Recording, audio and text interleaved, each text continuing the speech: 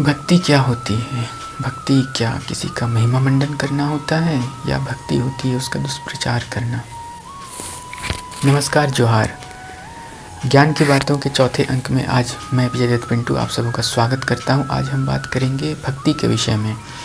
हर कोई किसी न किसी का भक्त बना हुआ है। कोई राम भक्त है, कोई हनुमान भक्त है, तो कोई किसी व्यक्ति विशेष का भक्त है, तो कोई किसी पंथ संप्रदाय का भक्त है, तो कोई किसी विचारधारा का भक्त है।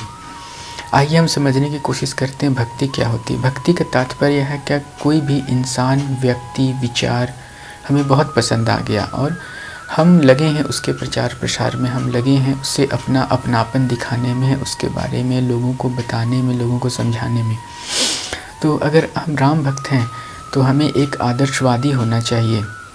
अगर हम हनुमान भक्त हैं तो हमें एक आदर्श मित्र होना चाहिए। अगर हम एक शिव भक्त हैं तो हमें सत्य के प्रति निष्ठावान होना चाहिए, सत्य को प्रदर्शित करने का प्रयास होना चाहिए। अगर हम दुर्गा माँ के भक्त हैं तो हमें शक्ति का उपासक होना चाहिए, अपने समाज राष्ट्र को सशक्त करने पर विचार करना चाहिए। अगर हम लक्ष्मी भक्त हैं तो हमें धन कमाने और अपने आसपास के लोगों को भी कैसे उससे रोजी रोजगार से जोड़ सके उस पर काम करना चाहिए। अगर हम प्रभु यीशु के भक्त हैं तो हमें मानवीयता की बात करनी चाहिए। अगर हम इस्लाम के सच्चे अनुयायी हैं यानी भक्त हैं तो हमें शांति पर काम करने की ज़रूरत है।